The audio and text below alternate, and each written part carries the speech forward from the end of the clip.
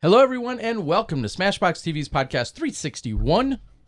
Terry Miller, the disc golf guy, alongside Johnny V.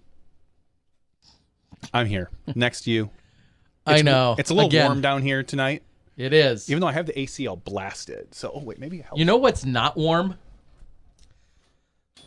The seats that I want to get. Oh, that does feel amazing. That's really nice, opening up that vent. Big boy here. The seats that I want to get in a new vehicle that I'd like to purchase, they have cooled seats. Oh, yeah. Boy, oh boy. I experienced that once. It was actually when I used a car via Toro when I covered an event in Kansas one year, a couple years ago. I think it was for the Junior Worlds. And Toro, for any of those that don't know, this is not a paid ad for them. You essentially rent a car from a person, from an individual for a matter of days. So it's the Airbnb-ing of cars, right? It's a great alternative when some rental car prices and places are crazy or out of whack. Look into Turo, T-U-R-O. Learned of it from Steve Dodge years ago. And at that time, it was really inexpensive to rent some couple-year late model Lexus from a gentleman in the Kansas City area so that I could drive down to Emporia. It had cooled seats. I was like, wow, I've never had this experience before. And it was particularly hot that week. It's Emporia. It was 100+ degrees. As Emporia gets. Yes. And they call that Tuesday. That is the last time I ever had said luxury. I am now looking at potentially a slightly nicer version of a Mazda 6. And it has... Like the 7? No. 6.5? I don't think it goes that way. But it has... That's one of the features that are in this version. And boy, oh boy, when you're a larger fella like myself, I do everything I can to keep myself nice and cool. And I unfortunately, that may be a major feature that has sold me on that particular model, on that particular trim. It's so comfortable. And to be fair, even my children thought it was nice and cool and comfortable today. So talk about first world problems, right? That's where we're at. Well, so talking about tonight, we are going to do a quick recap of our Disc Golf Pro Tour Elite Series. Of course, we're talking about the D-Glow. Went down this last weekend. What a great event.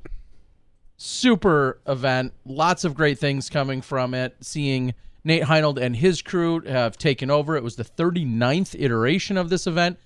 Already looking forward. I saw a post earlier today that there will probably be something a little extra special for the 40th taking place next year. In fact, little quick jaunt down memory lane. You and I attended D-Glows. We did. The D-Glow, as we always referred to it as, was one of the absolute staples in disc golf, right there with, we'll say, the Memorial. Mm-hmm. Like every year, the D-Glow was an event, especially being from the Midwest, about 5.5, 6 hours from there.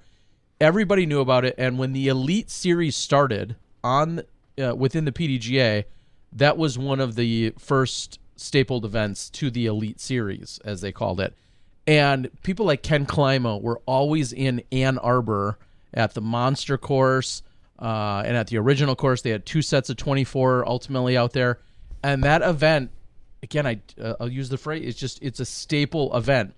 Throughout the years, it kind of got, I don't want to say brushed aside. It certainly slowed down. I think at one point it was even technically sponsored by Dynamic Disc. I think 1 year it was a B tier, and it was going through various tournament directors, and Dynamic Disc had come in and was the title sponsor of the event. So it's gone through a lot of versions in 39 years, but certainly an incredible event. And then now the Toboggan is kind of the home for it, plus a couple of the other courses if you're playing on the AM side. And when it's all said and done, pretty cool. Certainly, again, a little bit of bias from Johnny and I as we'd either played in it, been to it, seen it, or experienced it in some capacity, and it being somewhat regional to us. But that took place this weekend. Huge shout out, Kristen Tatar, of course. Spoiler, your FPO champion, and Eagle McMahon on the MPO side. Then we're going to actually very quickly, I should say, jump right into a special guest. We're going to have Robert McCall tonight. He's going to be talking to us about some other events that are taking place around the country. just to throw it out there, it's kind of like, what we've had Dana do from time to time, and we'll potentially rotate the two of them in and out, and have a different sound and voice every once in a while when Robert's available, sometimes when Dana's available. So I'm not going to say this is like an interview for Robert, but he better bring some fire. He buckles under pressure, I heard. So don't throw any fastballs at him. Okay. Do your normal disc golf interview. Lob him up the easy questions.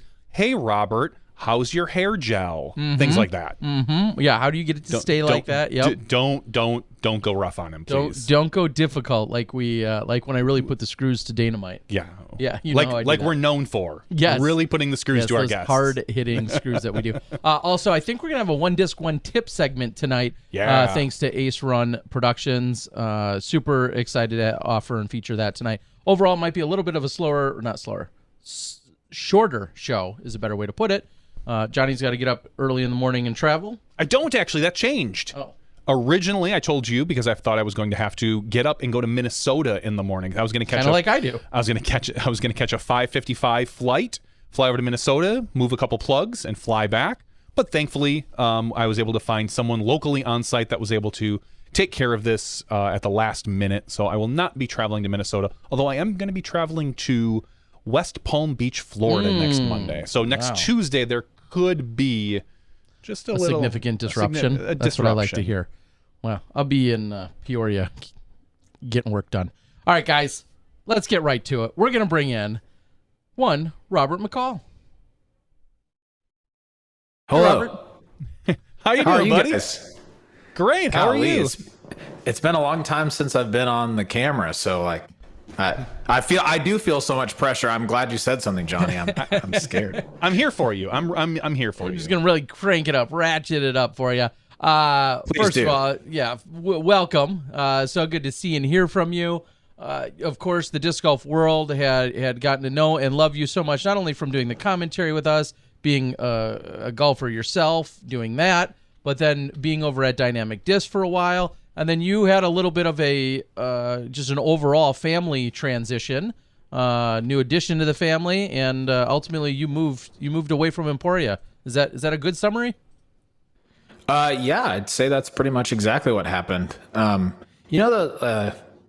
Everyone says like there's a few life events that are really stressful and they kind of rank them, like getting married is one of them, moving is one of them, getting a new job is one of them. We Divorced. just did like a bunch of them at once. Yeah, we didn't get that one yet. Okay, good. I'm just kidding. No, yeah. So we moved. Oh, geez. Oh no. Just kidding. We are. It's whatever. You can't come back from that one. Yeah. What a terrible time to announce something like that. I hope she knew. No. Yeah. She doesn't. She's at the house right now. That's right. This is off the rails. No. Yeah. So we moved back to Texas, really just to be closer to our families because we have a son. His name is Owen. He is 10 months old now, which is crazy. He's growing like wild. And so life is good for us. I started a new job and Shay started a new job just a few months before we moved with the company that bought our old company. So it's been a lot of transition lately. Not a lot of disc golf for me, not a lot of disc golf media for me, but I've just kind of been, lurking. Yeah, that was my next question. Taking it in. Every time someone asks, like, commentary, what are we going to do? I say, I know a guy. I know a guy who'd be happy. We can get him to fly up to Milwaukee. He can do some commentary here in the booth with us. He's a good guy. He's a great guy. His name is Philo. Hey, listen. I'm just kidding. Yeah, his name's Philo. He's very ready to participate.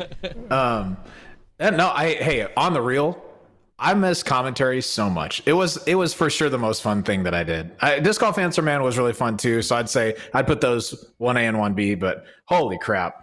It was that I enjoyed that. So one of these days. Yeah. I'd like to get back into and it. Just that we know your schedule obviously has increased considerably over these last year or two. But where there's an opportunity, I've said the same thing. I enjoy doing commentary with a lot of people, with I'll say everyone. I've enjoyed it, but you and I go even back further than most because we had some early goings at it, and it's always been a good time. And so if there's any way that we can get you or have you involved, I'm also first in that line to try and make it happen. So hopefully we can make things happen. So I'd be all about it. So you said lurking. I mean, you're not employed by a disc golf company. You haven't been just personally playing a ton.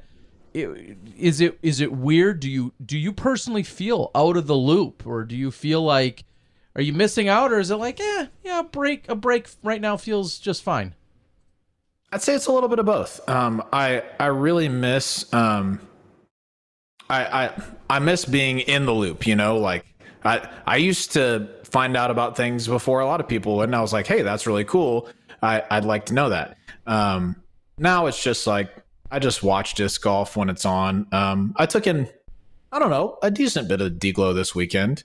And then several of the Elite Series events just when I see them live or post-produced. Obviously, I watched Worlds, which was fantastic. But I haven't played a lot. My shoulder started bothering me pretty shortly after we moved, like rotator cuff stuff. And so I've just been doing some physical therapy and staying off of it for a little while. So not a whole lot of playing, but just watching and seeing how the system unfolds, or the season unfolds, I guess. It's been great. Like, as a fan who doesn't know the inside stuff anymore, it's cool. It's a new perspective. I haven't had it in a while. I was just going to say, that's got to feel a little weird, because you are very much, as you mentioned, an insider, sometimes knowing ahead of other people. But do you find yourself looking for answers? Are you thinking like, oh man, I mean, you're smart enough to be able to maybe guess what's going on, or you probably have a good idea, and your hunch is more likely more right than it is wrong, I'm guessing, because of your history. But are there things that are ever just still kind of burning, like, what the heck is happening there? I don't know that answer this time. Is there any of that? Sure. I would say not quite yet, just because we haven't gotten to the end of the season and people are starting to change sponsors. I had a pretty decent idea where people were going to move and shake for a little while there. But in the meantime, I've just been hanging and watching. The only thing to wonder is, like, how are disc golf companies going to keep up with demand? And the answer is they're just going to sell out as soon as everything hits the shelf. So it's a great time to be a disc golf manufacturer, a great time to be in disc golf right now, for sure, because we're booming. So it's pretty cool. Is there anything that's been just an obvious uptick for you? Again, I don't want to say you're removed, but has there been anything where it's like, holy cow, this has jumped leaps and bounds, or this is wildly different, good, bad, or otherwise? Has there been anything that's just like, holy cow, it wasn't like that just 18 months ago, for that you've noticed? Right. I mean, when I was working at DD, and I know this was the same as all manufacturers at the time, but they couldn't keep discs on the shelves. It went from when COVID started, everybody was, just hesitant or concerned about what was coming. And then it seemed like everyone had a banner year, and now everyone's having another banner year. And so the growth is pretty unprecedented. I think the people who are at the top of disc golf right now are at the top at a perfect time, because there are a lot more dollars coming in here than there normally are. And so that's a good thing for them. We say that now, but then in 10 years from now, if it's, we'll just say, another 20% bigger, we're going to look back and be like, man, it would have been best to be on the top of your game now and not 10 years ago like these guys are. We said the same thing. I could imagine us saying the same thing about Climo. Like, wow, look how big our sport is getting. He's got to be loving his name on a disc and getting a quarter for every disc sold with his name on it, or whatever it was back in the day. So it's, the projections are good, is what everyone's thinking. Oh yeah, for sure. So I'm looking forward to continuing to see the growth. We already have some, young guns starting to make their way up. We have more parity at the top than we've had in the last few years. We've always had perennially Paul and Ricky have been up there, and now it's Paul, Ricky, Eagle, Calvin. You'll see Chris Dickerson. Golly, Kyle Klein nearly won this weekend. Holy crap. Come on.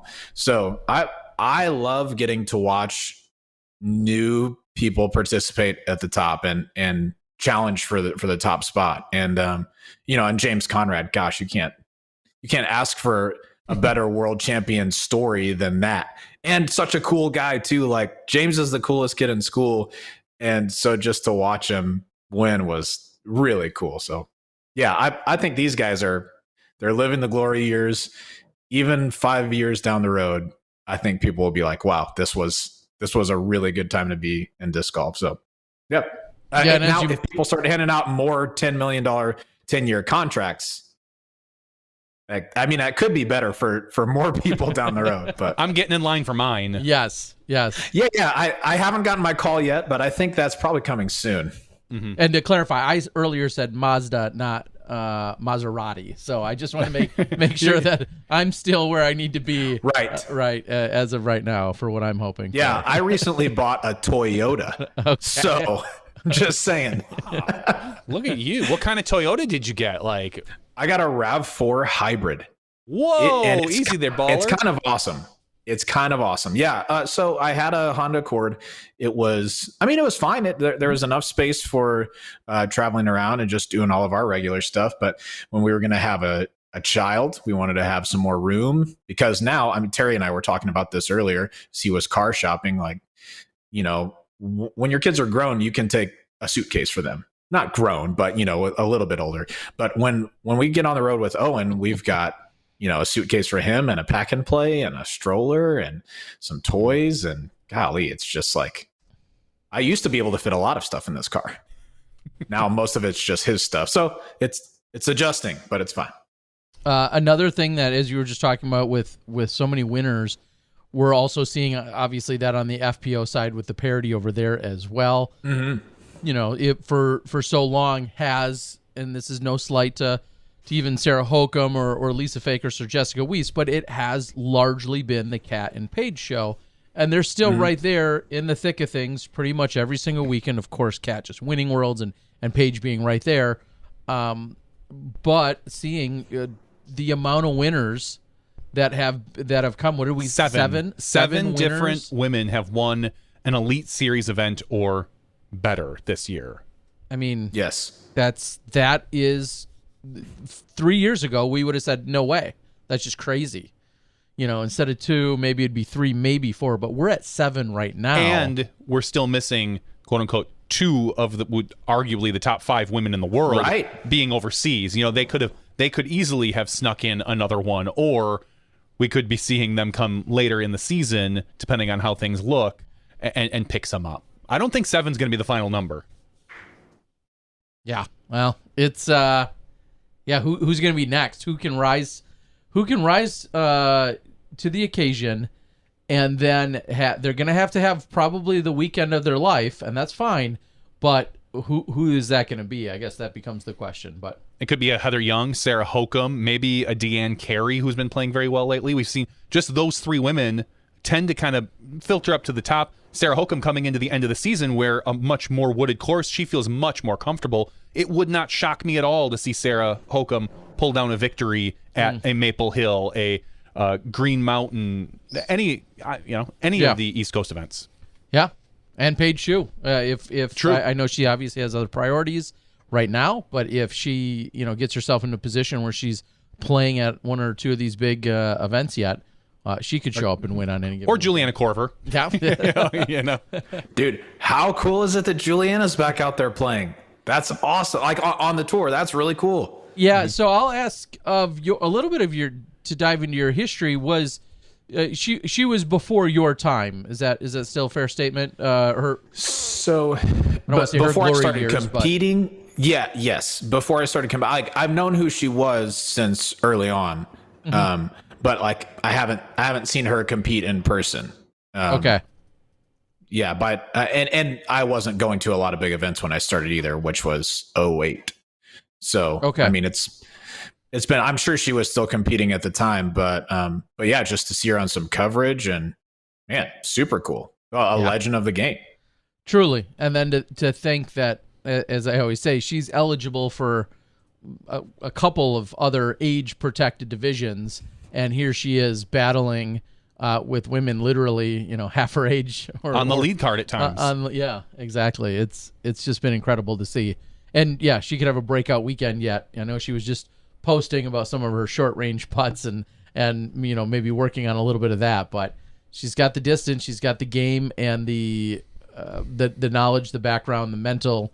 She's got all of that. It's just a matter of putting it all together. Yeah, she's a great golfer. She has a very good golf sense, when to go for things, when to lay up. And she's clearly knowledgeable about where her deficiencies are and even joking about them at times. So I have no doubts that she will work on them. And if she has to pull out a freestyle disc, I'd be down with seeing it. Could happen. All right, Robert. Well, we're excited that you did some digging around. You found some stuff probably for some A tiers. Do you want to quickly touch on some Great Lakes Open specific stuff, or do you want to get right into some of the other stuff that you found first? Let's just talk about two shots from Great Lakes Open. Okay. And if you watch the coverage, which two shots I'm going to say. One from each of the winners, but we'll start on the FPO side. Kristen, I love watching Kristen compete. Right, she's a fantastic competitor, a really great putter, and I think she's one of the best players that can play from either side. Right, she's got a great backhand, she's got a great forehand, and she may have the best utility on both sides of the disc of any FPO player right now across the board. But gosh, when you're standing on, I haven't played toboggan before, but the hill leading up to 17's basket is pretty steep. From Kristen's perspective, I don't think she could see the bottom of the basket. And to jam that for three, knowing Paige is inside the circle, come on. That's clutch. What a huge conversion. Oh yeah. I mean, call it whatever you want to. I freaked out when I saw it. That's huge. That's coming up in the moment that you have to, knowing that 18 is, it's tough to birdie for anybody, but Kristen said she wasn't playing for it. Paige throwing a turnover was going to have to throw a 100% perfect shot and probably hit a jumper just because it's so uphill. And so pretty sick putt from Kristen there. But then same hole for Eagle McMahon. Okay. When your drive lands over on the road, okay, that's clearly the best place to be. We saw from the top two guys. That's where you want to be. Duh. It's the best footing, the best angle. But Eagle throwing that forced over forehand when straddling the guardrail, come on. That's so I don't know how far away he was from the basket. It flew like it was a long way from the basket, 400 feet or a little bit more up a hill too. That's just, come on. That's a ridiculously technical shot. One that most people, I think, aren't thinking, I'll just straddle this and throw it. I think most people would try and take as far back as they could from it and, force a backhand or just whatever. Incredible. If that's the shot that was the difference, I would say that's the shot that was the difference for Eagle. That's just, it's magic. I was impressed. Most people will never throw that far in their lives, much less straddling a giant. Still. Stand still, forehand. It was pure. It was pure. Now, isn't it funny to us that Eagle, obviously with the power and the moment and everything else, but if he was just standing there, let's just say there was literally a 2-foot bush and he just had to have his foot propped up against the 2-foot bush that really wasn't even in his swing or his throw or anything, and he's in that same position, but the rail isn't there for him to straddle. It's crazy that it would seem like it would be not as impressive, but I just think this visual... It still might be the best shot that you saw all weekend. It still might be the best shot that you saw all weekend. Well, when you're straddled like that, I can't imagine you getting a lot of power out of your legs. You're not able to really probably drive. So a lot of that probably came from the core up, just getting that twist. Because if I throw a forehand, which I do poorly, if you throw a forehand, which you do poorly, it's a lot of and maybe that's why we're bad at it. It's a lot of full body throwing. I really have to get probably like a James Conrad run up practically for my forehands just to make them go about 250. And after a roll. Well, yeah, the downhill. That's 250 with the Sarah Hokum roll. There you go. Ouch. God. Too soon. How Too terrible soon. was that? Too soon. That was so bad. I felt terrible for her. That's the stuff of nightmares. I felt terrible over the first 12 seconds, and then I laughed from second 12 to 30, and then I kind of teared up from 30 to 38 seconds. So... Jerk. That's how long it was rolling. It's impressive. It was actually 38 seconds. Our replay guy got it, and he's like, are we going to play this again? It's like 38 full seconds, and we were like, oh, wow, that's sad. Yep. Might as well. One last D-Glow thing just while we're on it. While we're talking about standstills, I know he didn't win this weekend, but he had a great showing. You know who throws some standstills? Corey Ellis. Big shout out to Corey Ellis. He was munching on some standstill shots. Come on. I said to Philo, I feel like when I think about Corey, because I saw him at the distance competition earlier this year at the World Championships, and I've seen him here and there on the tour. I don't see him week in and week out like some of our other players, but I know of his power and how far he throws and how efficient he is with that. And then, Philo was like, yeah, that's great. And that's all true. But he's also this phenomenal putter. And so to see him just put it all together, I think it was great. Of course, if you're regional to that area, everybody knows Corey. And I'm not going to pretend like I didn't know Corey. I knew Corey. But this weekend, he was on even a larger stage. And I think that was awesome that everyone got to see the kind of player that he is. Just incredible. That's for sure. Yeah, absolutely. He's one of those guys. I've got a few guys like this that I'm going to address here in a second. But he's one of those guys that, he doesn't get out and tour a whole lot. But if you're in his area, if you're playing a tournament in his area, freaking watch out. Like you're going to have a hard time keeping up.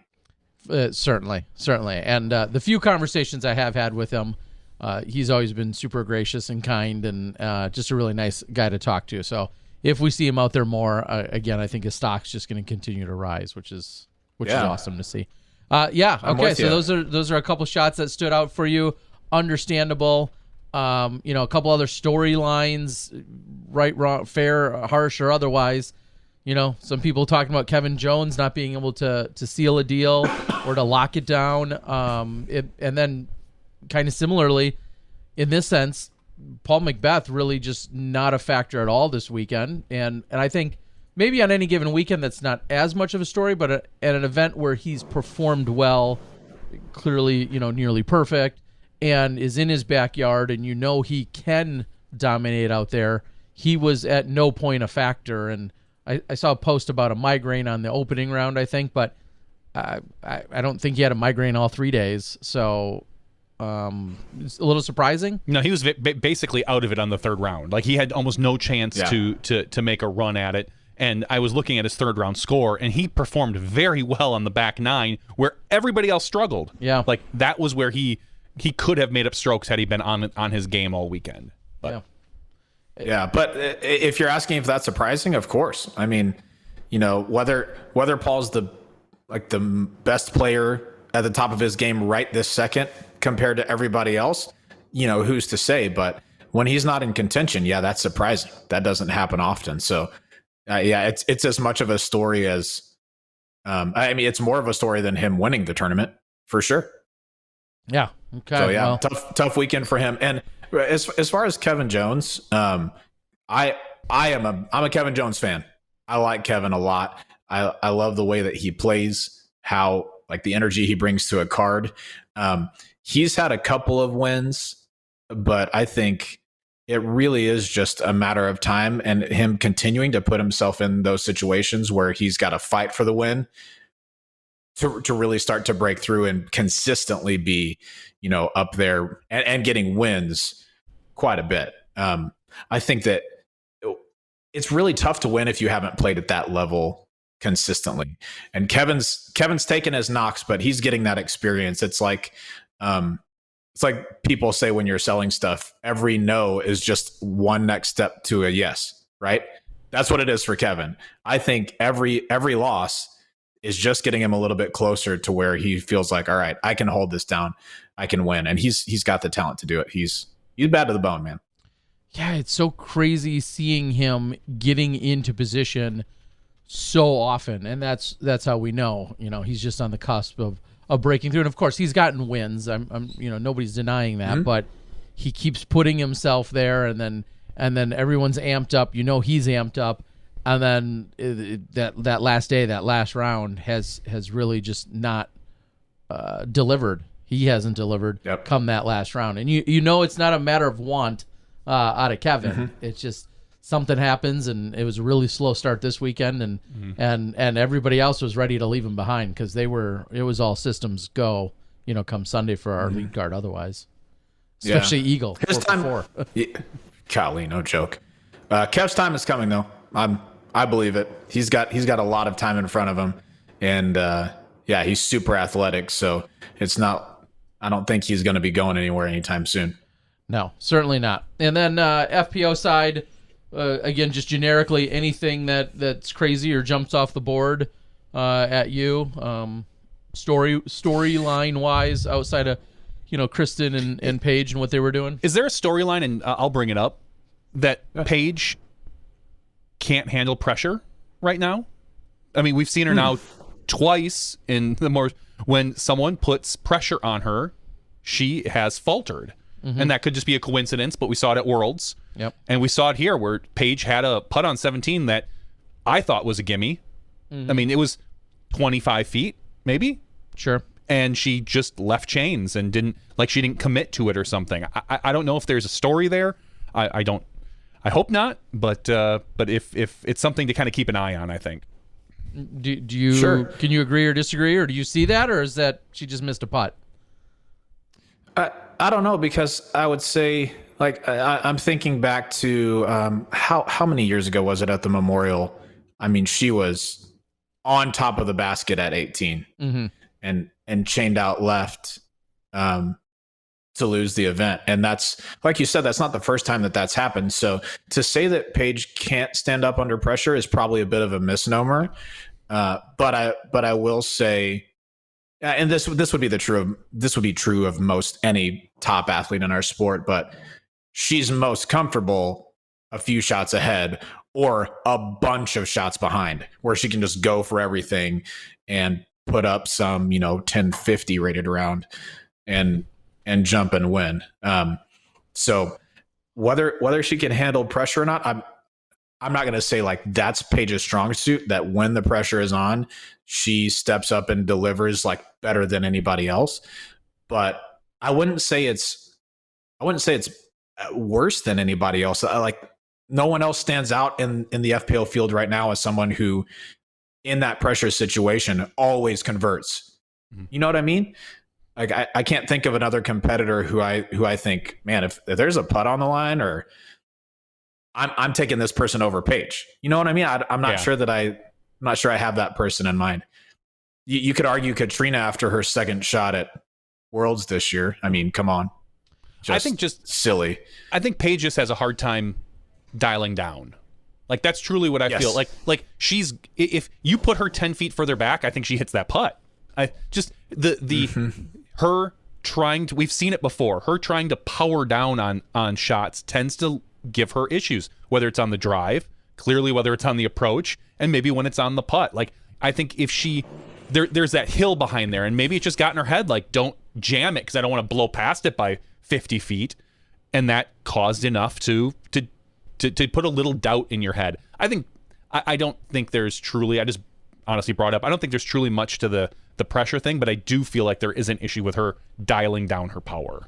I agree. My last take on that will be, I maybe we can all agree that nope. If Kristen doesn't make that, Kristen's underneath the basket for birdie. I think Paige makes her putt. I think she's more comfortable. Like you just said, I mean, call that pressure. Paige went from what seemed like she's probably sitting there after everyone's thrown their second. She's thinking, "Wow, I should be picking up the much needed stroke here. I should have a 1-stroke lead going into a hole that's going to be very tough to get past one or the other." And then immediately once Kristen puts that in, she's flipped the script, and all the pressure is now on Paige. What maybe felt like very little pressure, now there's a ton of pressure put on her. Now, whether she felt that or not, that's a question for her. But boy, did that script got flipped very quickly when it went from what seemed like an easy one-stroke lead to then, oh my gosh, I need to make this because otherwise I may be losing the whole tournament. So yeah, all right. I think you're right. It's the classic big putt. Exactly. It's like when you're playing match play and you think your opponent's totally out of the hole, and all of a sudden they hit some crazy shot, and now like, gosh, that 15-footer feels like a 30-footer all of a sudden. So there's something to that, but I'm not ready to say that Paige handles it any worse than any other competitor. Sure. We just see her at the top a lot. So and she has a much larger sample size of those sort of situations than most competitors do. And there's not a person in that field that is not scared if Paige is a stroke behind them with like three or four to go. Like everybody knows, shit, she's gonna get me. yeah, here she comes. I mean, it's so crazy to look at her scorecard too. Is to open with the triple that she had. Oof, terrible shot off to the right, and then she must have taken exhausted a few shots just to get back out and ultimately clean up. And then she goes on a tear and does what she needs to do. She ends up getting 9 birdies that round, which was the same amount as Kristen. She had 9 birdies, but the triple to open, it's like, of course, you give her the nod for the recovery and for getting right back on and still creating the great battle that it was. But man, that's it's crazy to see that the whole event got flipped upside down right after the 37th hole of the event too. So. Right. All right. And really quickly, unfortunately for Paige, that's exactly what happened at Worlds too. Perfect position. Katrina throws a perfect shot. Like that's tough, but that's what it is. I mean, there's no way that she doesn't take that hard and come back stronger, in my opinion. But yeah, just a brutal turn of events for her. 2 tournaments pretty close to one another. She'll win the next 2. Just watch. Yeah, probably so. And maybe a few after that. Yeah. But by like 7 or something dumb. Yeah. Just crush the field. Just rage on some people. Yeah. But yeah, Terry, let's get to some other action. Yep. Because this D-Glow wasn't the only disc golf played this weekend, you guys. What? I don't know if y'all knew that. Yeah, it's true. There's a website you can go to. It lists all the tournaments. Okay. I mean, none of these other ones were live on the Disc Golf Network, and people had to listen to me yammer on about them. So it's kind of like they happened, maybe. But what else was out there? Yeah, they don't carry quite the prestige, but it's whatever. No, a couple of A tiers this weekend. One of them is the Forsyth Decatur Open. That was in Illinois, and Danny Beauchamp taking down the win. Or maybe Beauchamp. It could be a soft CH. Who knows? Win by 5, though. Come on. Averaging 10.18. That netted him $1,209. That's pretty good. I would accept that as a payout for winning a tournament. Beat some solid players as well. Cam Messerschmidt and Matt Dollar finished in tied for second. A couple of quality players there. So congratulations to Danny. That's a good turnout. Ellen Widboom was at that event as well. There's only 3 FPO players at that event. Ellen was the highest rated by 80 points, and she played well. So she won. Yeah, by 35. She crushed. Yeah. She did what she should have done. Yeah, she did some stuff, and it was pretty cool. But then the highlight of the event for me, scroll down to MA1, in third place, Kyle Klein II. Now, you may be wondering, is this Kyle Klein's son? And the answer is probably not. But if it is, that's a power family, and you better watch out for him. Okay? I'm just saying. Third place. From Champaign, Illinois. I mean, we can't rule it out. Let's put it that way. We can't rule it out. We almost biologically, physically can. Almost. No. Yeah, we should biologically rule it out, but as a joke, we should keep it going forever. I mean, is Kyle Klein II a 6-year-old? I mean, can we truly? I'm saying at least this Kyle Klein knows his position in the disc golf world. He knows he's not the top Kyle Klein. He's the second guy. He's hoping someday to hand the 2 over to the other Kyle Klein and be like, Now, son, you are the number 2. I will take number 1. That's right. That's right. Imagine being named Paul Macbeth and just starting to play disc golf. Like you have to be the second. I'm sorry. These are the facts. So anyway, that was one of our A tiers this weekend. The other was the Midwest Amateur Championships, amateur A tier in Kansas City. And so some courses that I played out there, enjoyable courses. Lots of birdies out there, but then, if Wyandotte County is set with all the OB, it can be a tough course. And I am positive I'm not going to say this person's name correctly, but it looks like Truin Mosher. I would go with Truin Mosher. Getting the win by 4. He's a 966 rated player, dropping a 996 on the weekend. That's good golf. Every round, 30 points over your rating. Yeah, you'd take that. Couple of guys tied for second behind him, Jesse Adame and Lee Killian getting their second places, and then a tie for fourth, Luther Hargrove and Benjamin Schaefer. Shout out to those guys. Good shooting this weekend. FA1, Allie Smith got the win, 15 shots, dropping the hammer on the field. So congratulations to you, Allie. Well done. And then a couple other bigger B tiers, I think, just of note with some good players there. The Lucky Disc Golf Open was in Idaho this weekend, and Joseph Kozlowski from Utah taking down the W. This is of note because he won by one shot over, I don't know if it's Dallin or Dallin. I'm going to say Dallin Blanchard. He is one of those guys like Corey Ellis, who maybe you haven't heard of Dallin very much. But if you play in the Northwest, you know that guy because he's smoked you repeatedly. He's a 1035 rated guy. So big ups to Joseph for getting the W there. And in third place, just behind Dallin, is his brother Chris. It was a Blanchard family event this weekend. Lots of Blanchards out there. But yeah, anytime you come out on top of those guys in the Northwest, I'm gonna tip my cap to you. Cade Philomohala there as well, newly crowned Junior World Champ. Don't know if you guys heard he throws far. Yeah, far. So there's been a number of times where I've been in Arizona covering events. I know he's been traveling and playing and whatnot, but then it seemed like every time there was a chance for him to be on or near a card I was covering, he was one stroke off that pace or whatever the case was. Can you give us a little bit more? Because I remember looking early in the year, seeing that he had declined all this cash. He was one of the highest rated players going into Junior Worlds and, just killing it out of Utah, right? And what's the scoop if somebody's not familiar with him? Can you elaborate? All right. I'll tell you what I know about Cade, and which is not much because, like I said, I haven't been in, the back rooms where people like talk about players and sponsorships and stuff like that. But I've heard that Cade and I believe one of his buddies decided they were going to go out on tour this year, and just see if they can make it. And they've played pretty well, like you said, even foregoing cash because he wanted to participate in Junior Worlds. And there was a bit of maybe not controversy, but just chatter about Cade playing at Worlds and it feeling wrong because he's been on tour.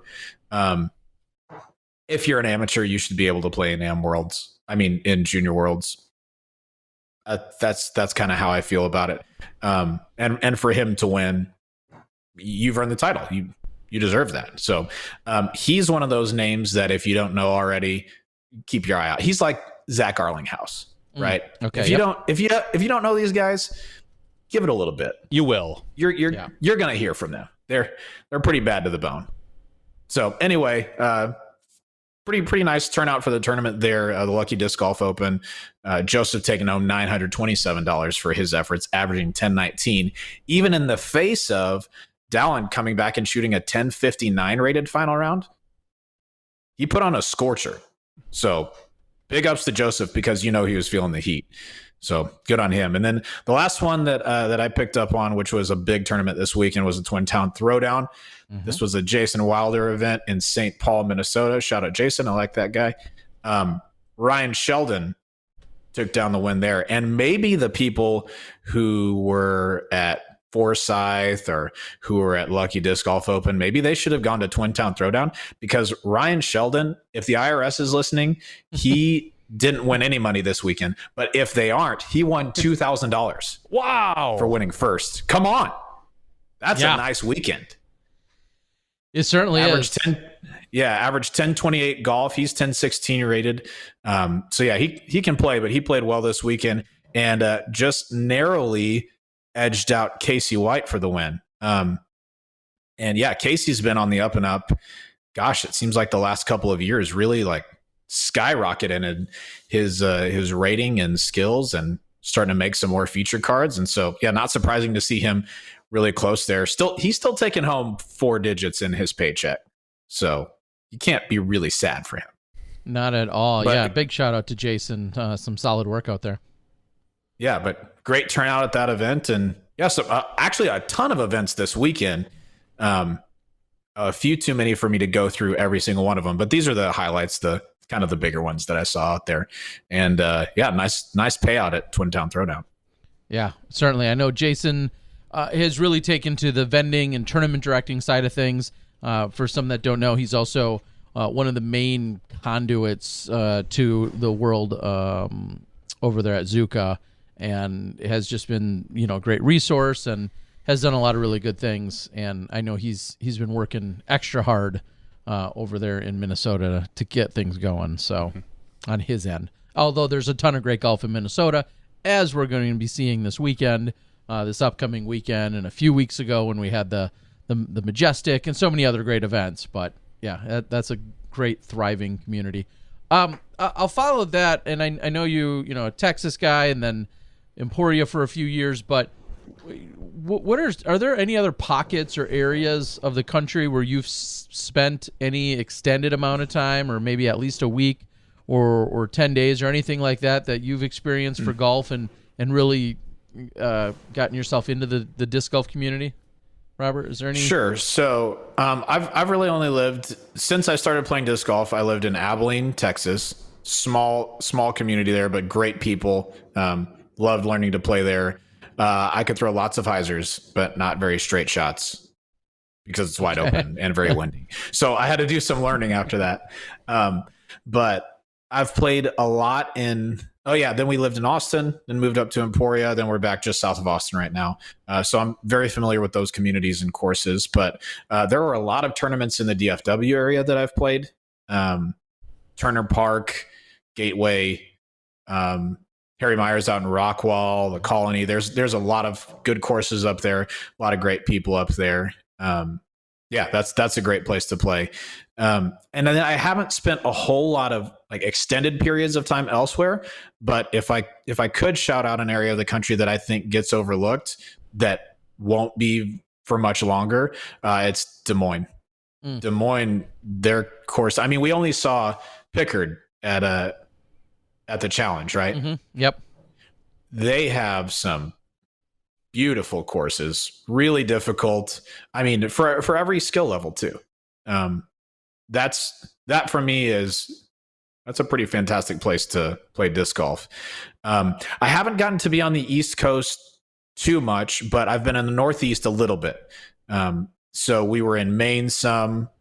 I don't know if there's a big disc golf community in Vermont near Smugglers, but if I had to just choose somewhere to live, maybe like half the year, I'll take Smugglers Notch. Yeah. We've talked about going up there just to visit when the tournament's happening or not.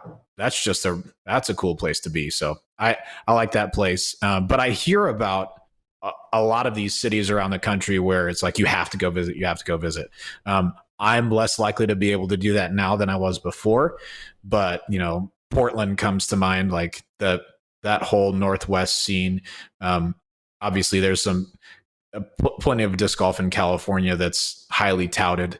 I've been to Arizona, I've been at the Memorial several times. It's they're not my favorite courses, but they are they have tradition. It's like you said about D-Glow. Gosh, the Memorial's been going for forever. Yeah, like 40, roughly 40-ish years as well. Yeah. Yeah, exactly. So as far as other pockets of the country, I haven't seen a whole lot of them. Probably not as many as people might assume just based on traveling around.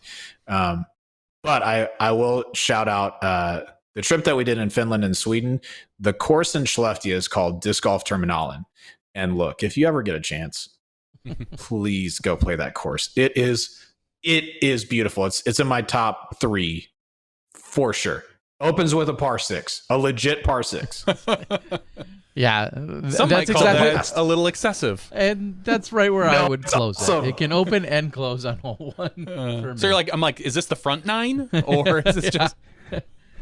It's a beautiful place to play. So anyway, yeah. Okay. Well, it's I was just gonna say, again, we're very biased here, and this is what we grew up with, and for a while we didn't necessarily know any differently, but being in this Midwestern swing for a few weeks obviously is almost literally home for people like Johnny V and I, and it's stuff we've come to just almost take for granted, knowing that there's great golf in Minnesota.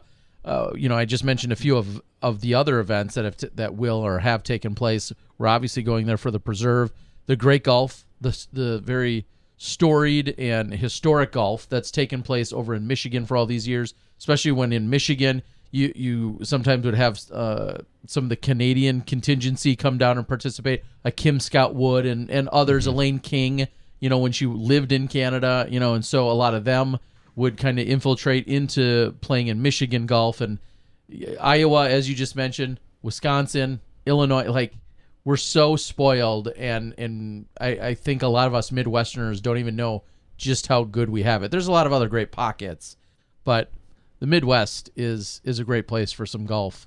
Oh, heck yeah. And it's kind of cool to be able to show that off a little bit for a few weeks here, and obviously we move over into Peoria. I don't necessarily consider Idlewild Midwest, but with how great that course is, maybe we should just claim it as part of us well. Hey, come sit with us. We expect you over here. Another gem that most of the world now knows about in the Idlewild course and that track. So pretty damn cool for sure. Yeah, 100%. So I heard that if Robert is looking to get back into disc golf, their Vibram might be coming back. So maybe you can get a job with Vibram. I mean, hey, nice. I think you know what I was thinking, Johnny, is that I would just leave a disc golf company just to go find another one. Yeah, I mean, move somewhere else. I didn't say anything about moving. That's the whole reason we moved. I didn't say anything about moving. Maybe Vibram needs a Austin-based representative. I'm just saying. Maybe so. Yeah, that's right. Yes. I mean, I'm surprised my inbox hasn't been flooded with sponsorship requests lately. So it's really weird. But yeah, I did see that about Vibram. I threw a few Vibram discs before I got sponsored, and some of the putters I really liked. They're pretty nice. Like the Soul is it's a taller putter, kind of like an AVR Challenger, Warden, in that same kind of group of discs. But it doesn't have quite as much glide, so you have to commit to it a little bit more. And I kind of like that. You really have to, give it to it. You have to show it the way to the basket. It's not going to float its way in. I threw the lace a little bit. I think we got one or two in players packs, and I had that in my bag for a little while. I like the way it feels. I never got into the O lace and the unlace, or I think were the other ones. But I did throw the lace. I thought it was a solid disc. So I guess all originating from Johnny's joking into a little bit more serious capacity, would an opportunity like that? You of course worked at Dynamic Discs. You did a lot of media things. You did some team stuff.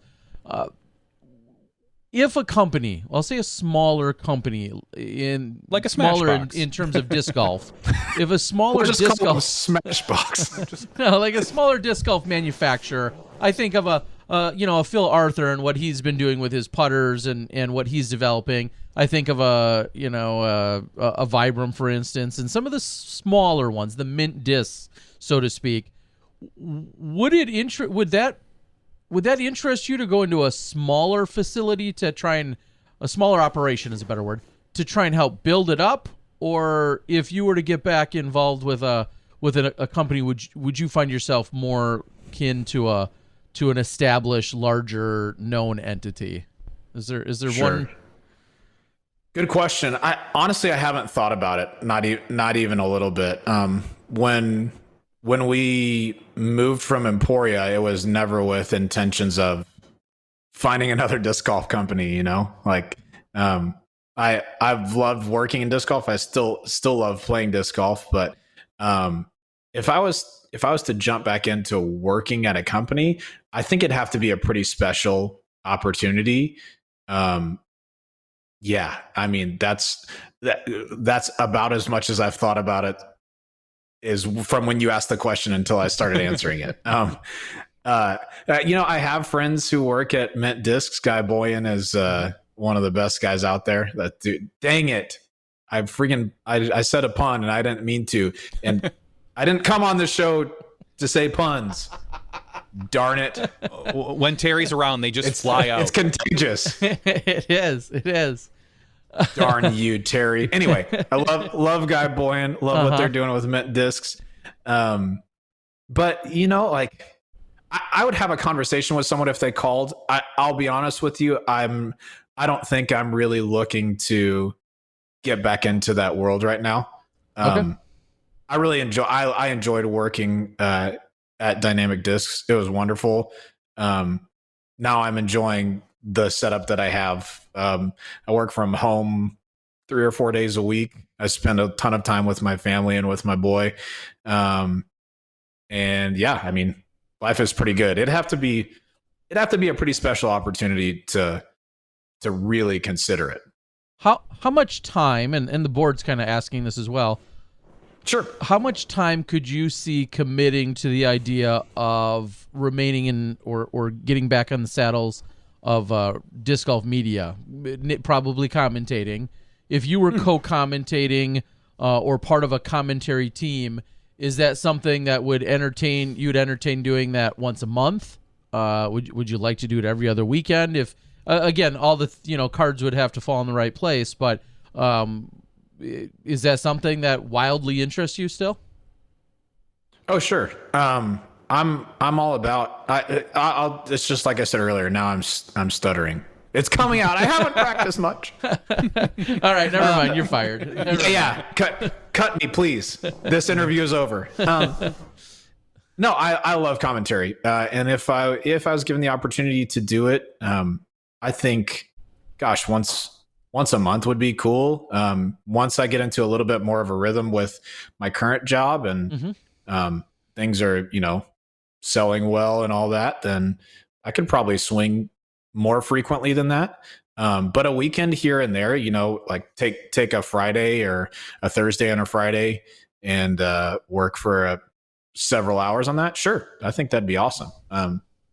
Yeah, I mean, anytime, like I said, I totally lucked into this commentary thing with you guys. Like, I don't, this will be obvious to you guys, but in case you were wondering, I don't have a broadcast journalism background. I know that's shocking to you, Johnny. No, truly. To some people it is, yeah. No, it's not. I mean, what I was going to say is I'm calling a little bit of party foul on that one because you have a lot of experience up in front of people in a crowd. I mean, you've said yourself, that's fair. Through your church and whatnot, like you're used to being on stage. You're used to microphones in front of you. You're used to being, you understand what needs to be done when you're behind or in front, depending on how you want to look at it, a microphone. And you are not, you're not shy. We all know you're a wonderful guy, all that other garbage, stupid stuff. But you were a natural for, and maybe just we saw that. Maybe you can't see that in yourself, but some of us looked at that and were like, no, Robert McCollum, that makes total sense. Like he has some of the chops and great voice for it, and understands the players, and which is why we were very happy to have you come on. And it just, to me, it made sense. Maybe it doesn't seem that way to you. No, and I truly appreciate that. If you're listening and you're wondering, I started working with you guys because Dixon wasn't able to play or to do commentary at Worlds in 2016 because he was playing well and I was playing like garbage. Turns out I've continued to play like garbage since. But I'm sure he'll remind you too. Yeah, all the time. Oh man, we did like a year-long bet while we lived in Emporia where we competed and kept up with our scores. And I won one year by 1 stroke, and the others he beat me by like 30 or 40, something stupid, whatever. But anyway, but yeah. So since then, like I didn't go looking for it. It worked out that I could work with you guys, and ever since I love doing commentary and to watch other people and continue to improve and, take the things that I think they do well that I'm deficient in. I've really enjoyed doing that. And so, yeah, I would say it's probably my favorite thing to do in disc golf. I would choose to do commentary over play at an event right now, for sure. 100%.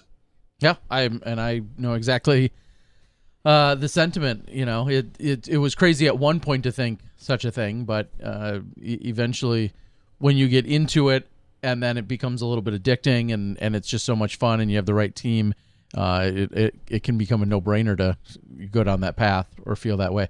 So the only question along the commentary, there's a lot of chat about it week in and week out. Just want to know, who do you feel like is essentially the worst possible commentator that we have out there? Good. Yeah, if you want to good.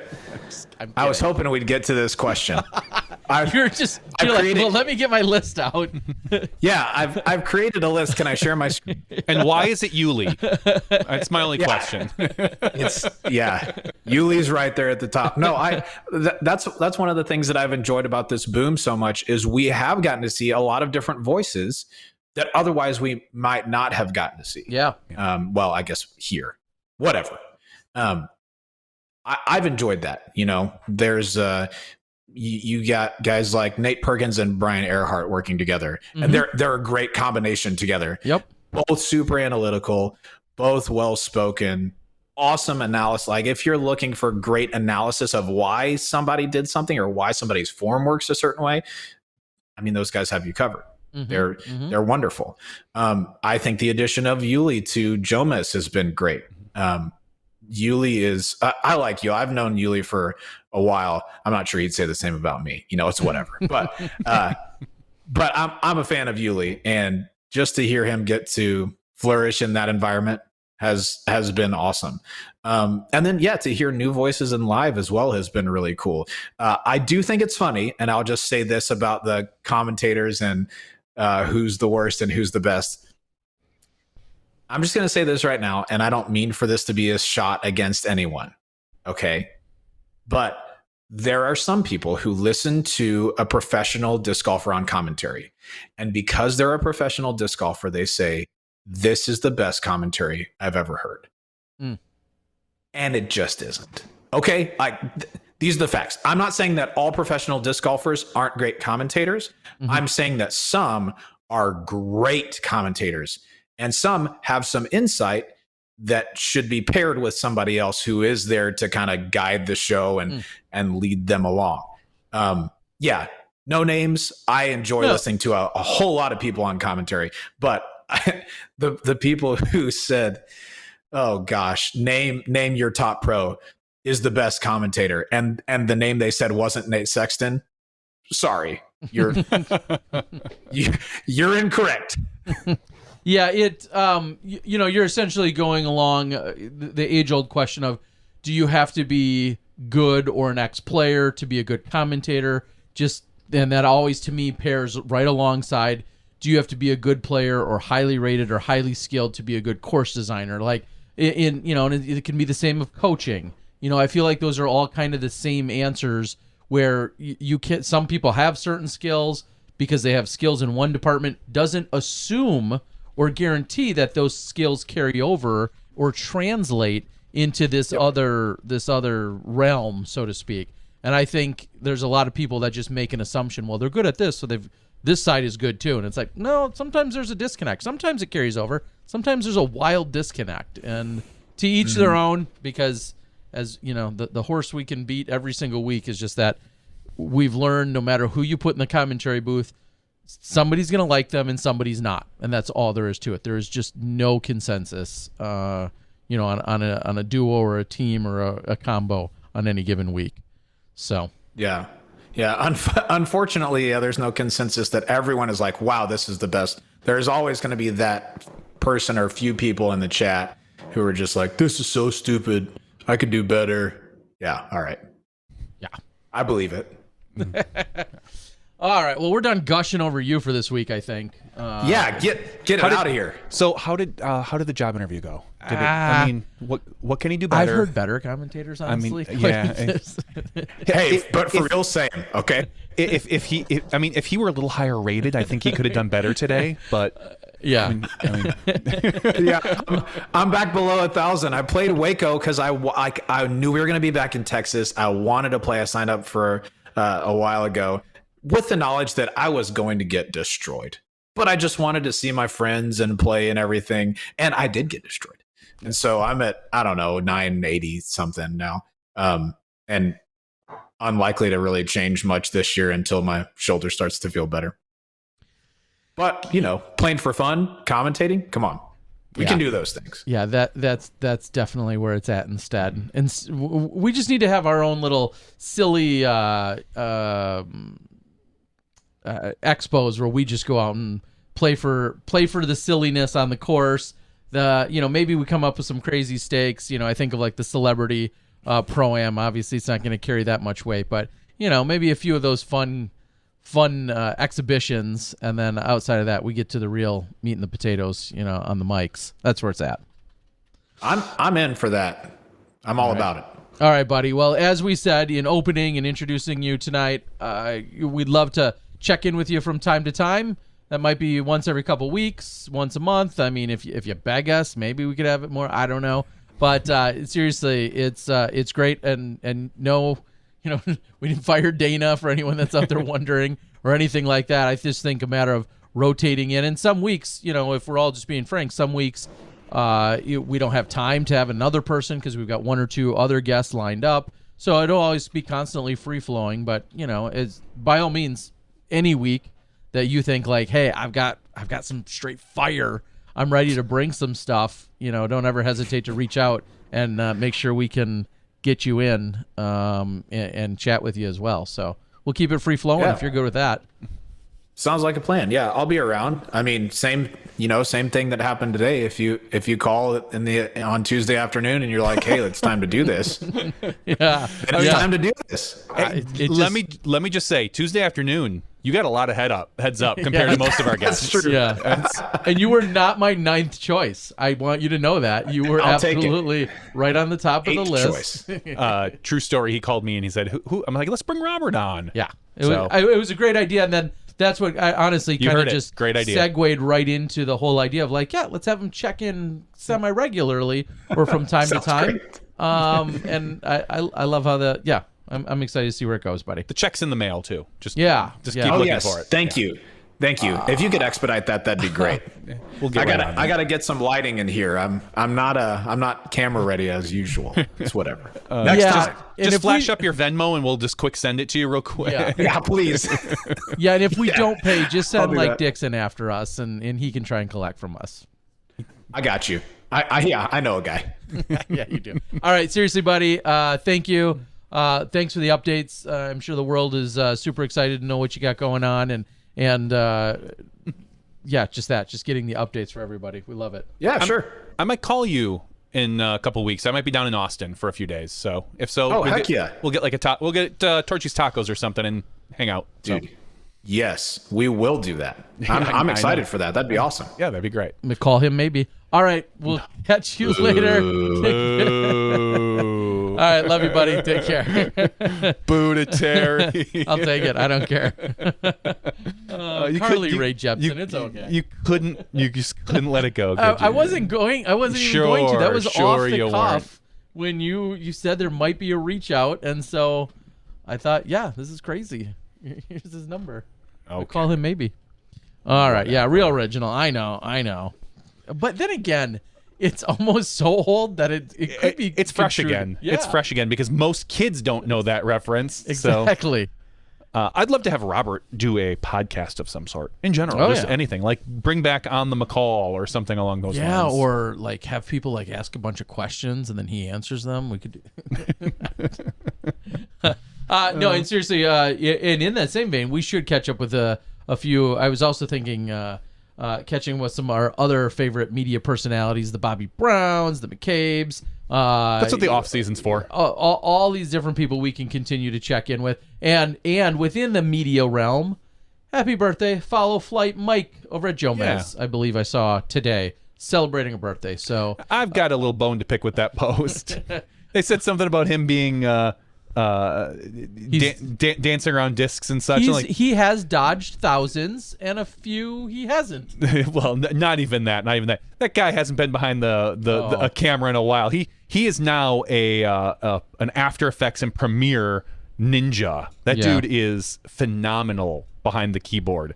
I'm sure he can still handle himself okay behind a camera, but I'll take that guy's keyboard skills 100% of the time. So happy birthday, Follow Flight Mike. Bravo. Yeah. You are of course. you are a blessing to disc golf. His skills and everything, it brings a lot to our sport. So congratulations. Thank you for living another year. Yes. Good job.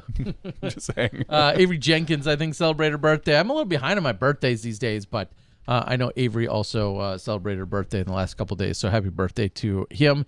He's as old as you now, and he's officially older than me for a few more days as well, as we're pretty close together. Yeah, we're getting there. All right. What day's your birthday fall on?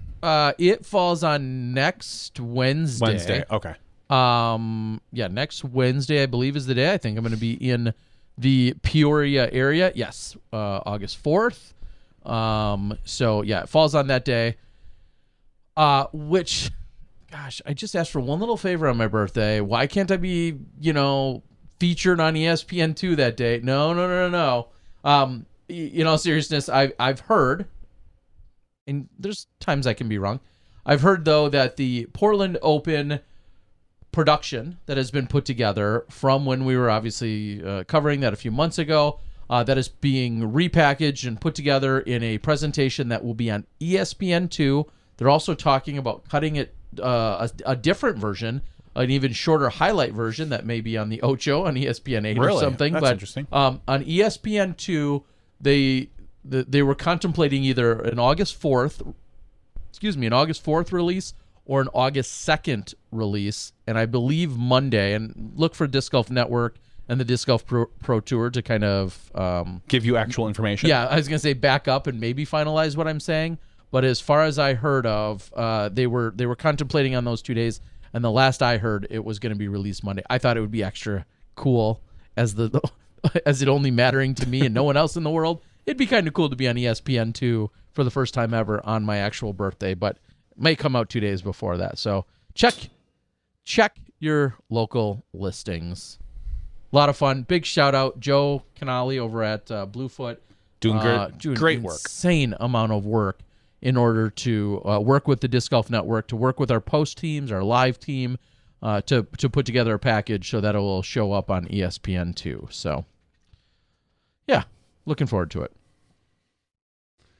Do we care? Well, no, I don't want to go there. All right, what else do you got? Anything else? PDGA updates. Whoa, let's go there.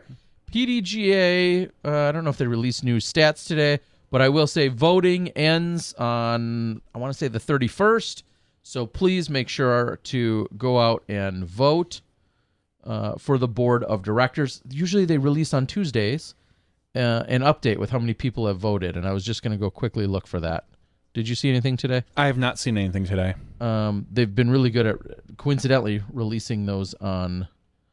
okay, here you go. You can vote in the PDG elections. It ends on the 31st. Results will be tallied on August 1st and released on Monday, August 2nd. And it says, do your part, and I'm waiting for the graphic to come through. Does it tell us? Here's an update. Sorry, I'm literally watching it on... Oh, God.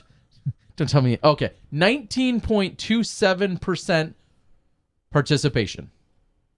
So just shy of 20% of our active PDGA members have voted. So it's just like everything else. Don't complain until you vote. Or unless you vote. You can complain after you vote, but at least vote. That's a good starting point.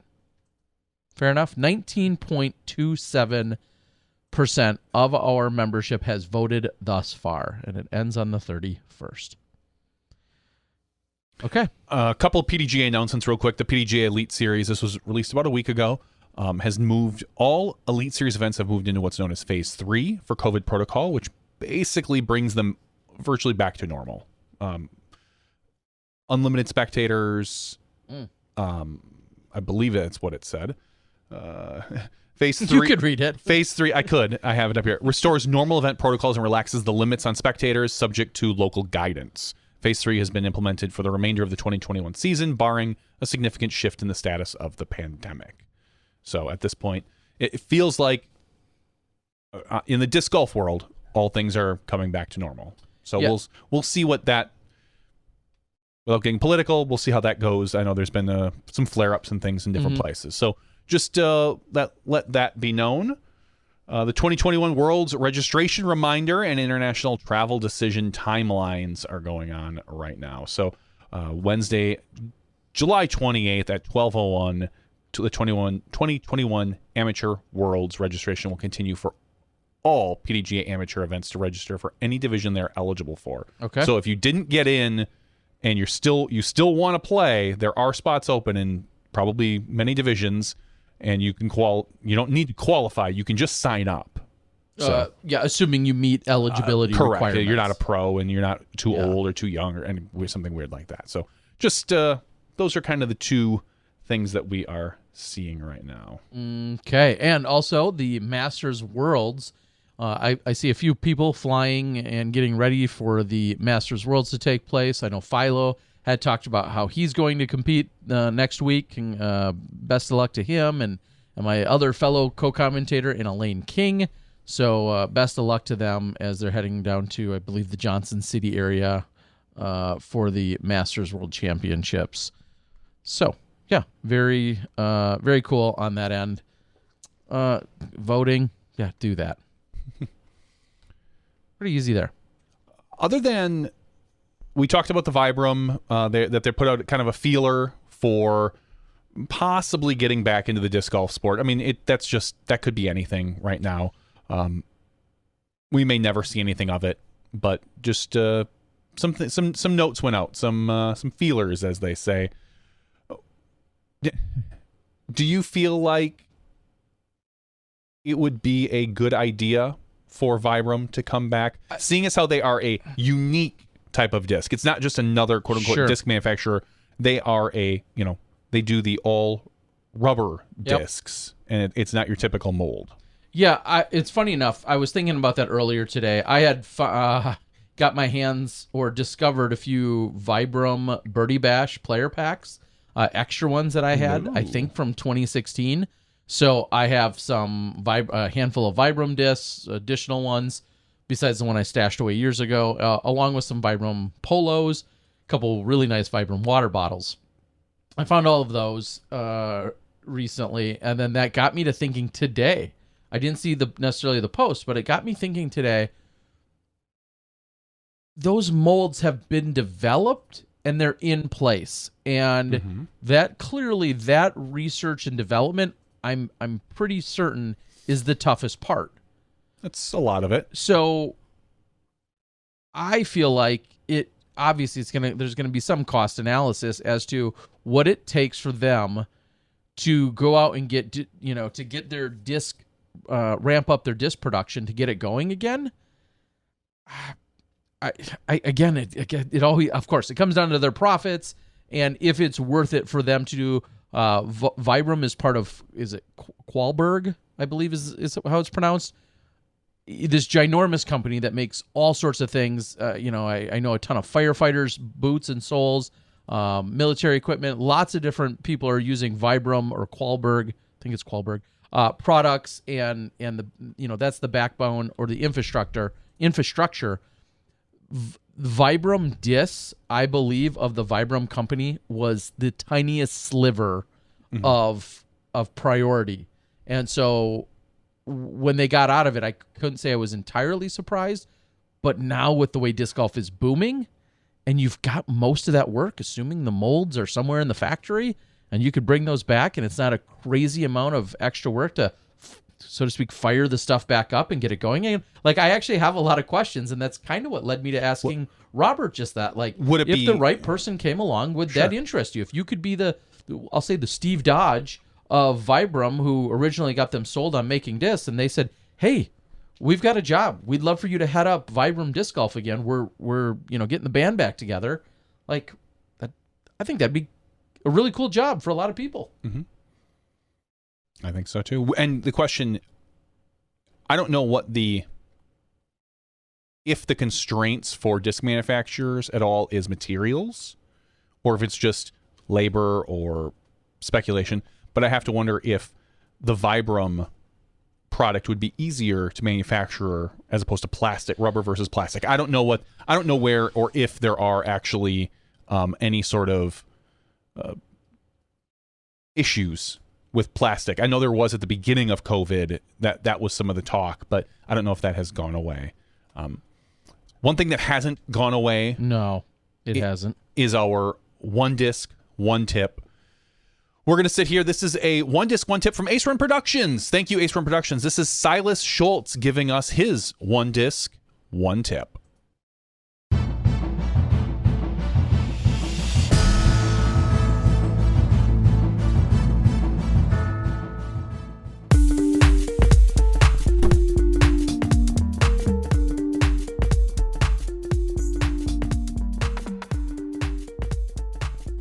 What's up, everybody? It's Felix with Ace Run Productions. We are back with another one disc, one tip segment. Today we've got Discmania Sponsor Pro, Mr. Silas Schultz. Hey, what's up, guys? So Silas, you've been doing this now for a while. You're touring. You were the 2018 Next Gen winner. That's right. How long have you actually been playing the sport of disc golf? Ever since I was 6. So basically my whole life, 12 years. Okay. Yeah, so a long time. All right. So right now you're sponsored by Discmania. That's correct. You've got a choice of a lot of really premium plastic. Exactly. If you can think of one disc that's in your bag now that you think could make a difference on anybody's game from beginner to pro, what disc would that be? It would be the Neo Origin. So this disc is a understable mid-range, but it has more glide than any other disc I've ever thrown or any other disc I've bagged. It's not super torque resistant, so you have to have the touch, but for a slower arm speed, this is going to be just like a really nice hyzer flip to go straight.